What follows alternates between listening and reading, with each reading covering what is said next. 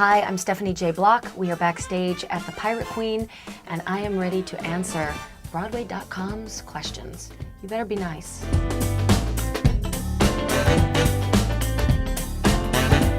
Ooh, Lindsay, tough question. I've been very lucky to play some great female characters. I will tell you though, I think my connection with Funny Girl is still the strongest because there's so much, I guess she's just this wonderful, flawed human being. So I really connect with that.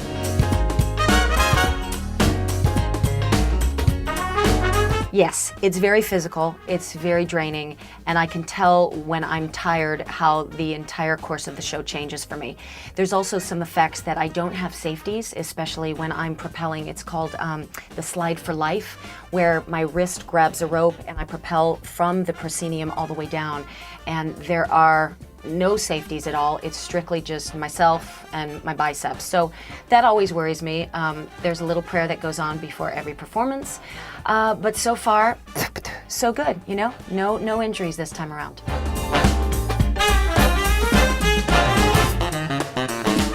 I play the Glockenspiel. Years and years and years ago, I was in the Disneyland Christmas parade, and they had what were called the Glock Girls, where we dressed in these teeny little velvet skirts and Santa hats, and we held a Glockenspiel and had to play Christmas carols. So, not that I practice it daily, mind you, but if you gave me a Glock, I bet you I could play it.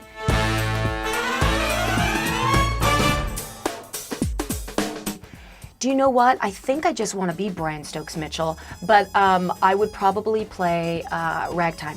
You know, it's just unbelievable music. It was one of the performances that really inspired me as an actor, and I think I just want to be Brian Stokes Mitchell.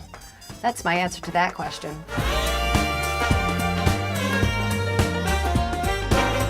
Of course I'd consider it. She was a terrific role. That was, always the dream from the inception of when I was asked to work with Steven on that amazing piece. And now especially that my fiancé, Sebastian Arcellus, is playing Fiyero on Broadway, I think it would be really wonderful to go to work with him every day and play the Elphaba Fiyero together on stage. I wouldn't sign for 1.5 years, honey, that would be too much time together. But if we did it for a couple of months, I think it would be a dream.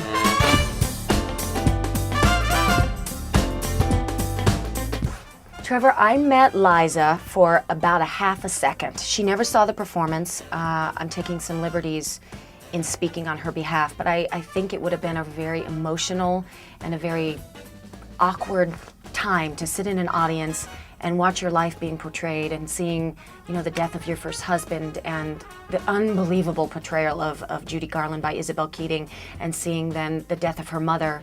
And then sitting in the audience and having people watch your show, kind of a strange dynamic. So she and I never really discussed my performance, or she never saw the performance. But when we did meet, she was extraordinary and gracious, and she has this really special power, I guess you would call it, where she looks at you, and whether it be 1 second or an hour, you feel like you truly are the only person that exists in her world. So I think our meeting was about 40 seconds, but I'll never forget it, and it felt like, 1.5 hours to me.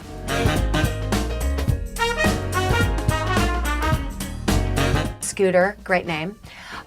Started to record with, actually, Stephen Schwartz came into the recording studio with me, and we laid down tracks of a song called Making Good, which was written for Wicked before it was cut.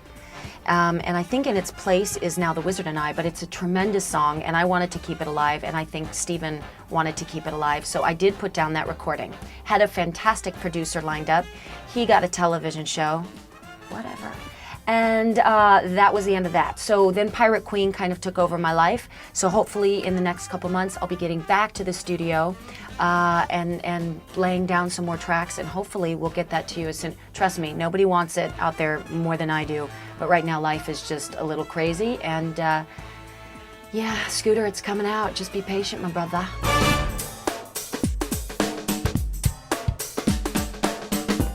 Paulette, there was not a Stephanie Block in Equity, but there is a preacher in the Midwest named Stephanie Block, and she's the razzle-dazzle preacher. So because she has kind of that showbiz, in quotes, before her name, anytime you would Google my name, up came her sermons, her beliefs, her theology, and although I love me some God, I was getting tons of emails regarding my sermons, my theology, my beliefs. So I decided to add that J to make sure there was a clean break between the razzle-dazzle preacher and myself. And the J stands for Jeanette. I'm Stephanie Jeanette Block.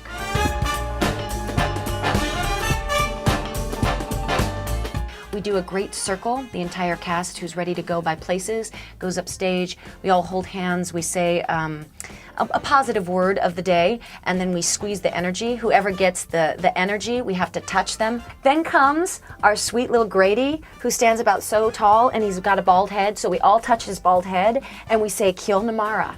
And Kilnamara was the ship. Wow, this is really involved.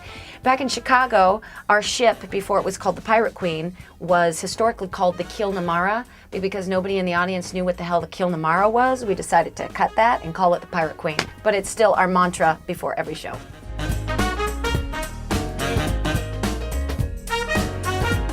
We connect through emails every now and then. I'll reach out to his birthday, he reaches out for my birthday.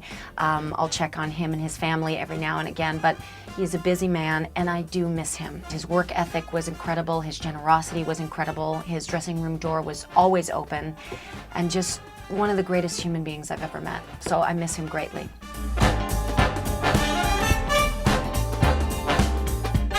I must admit, I do a little retail therapy. I shop every now and then. But if you said you've got 3 hours, what do you want to do? I'd go right to sleep.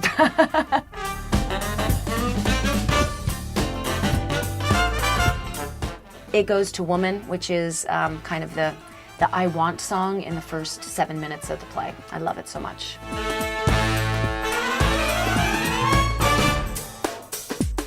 Good, right? He chose a good one. It's gorgeous, and those are sapphires around, which are my birthstone.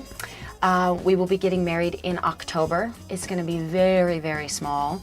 My wedding dress I won't describe because Sebastian wants to know nothing, but it's the second dress I tried on, so for a bride, that's pretty great. You just try it on, you're like, yeah, that'll work. And I think it's going to be very casual in a sense that, you know, I'm not going to have bridesmaids dresses where everybody's going to have to wear the same little outfit that doesn't look cute on the other girls, and it's really just going to be my family.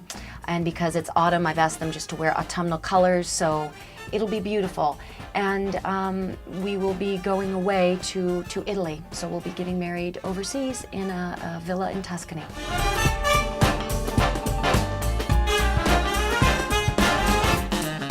Coke.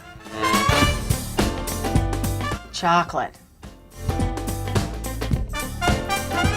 Dog.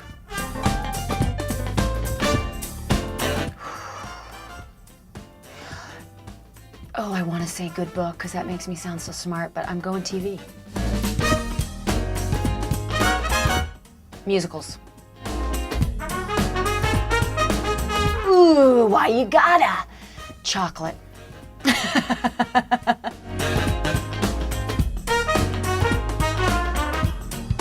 For back in the 16th century, to give birth to a child without sort of drugs and things, and then to get up and fight, blows my mind. So I kind of need to know what was going on in her melon when she did that, and I'd love to get the exact facts because there's so many naysayers and doubters, especially when we put it on every night. They're like, well, nobody could do that.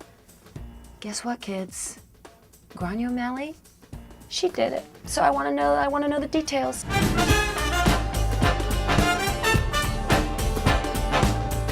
You know, Jeremy, people say it is my eyes and the brows. The eyes used to be brown, which of course it was me, and then they decided to add this water effect, so now that's why the blue is there. And now I don't feel like it's me anymore. You know, you see Laura Bell Bundy in Legally Blonde, and you go, well, of course, that's Laura Bell Bundy. You see my poster, and then you gotta ask questions like that. So I'm gonna be bringing that up with management because I want people to know it's me. Ready? Does that look like it? You decide.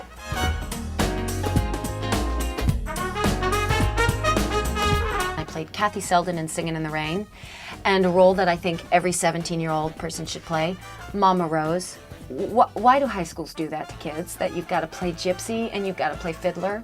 Tevye should not be 17. Mama Rose should not be 17. But yet those were my glory days.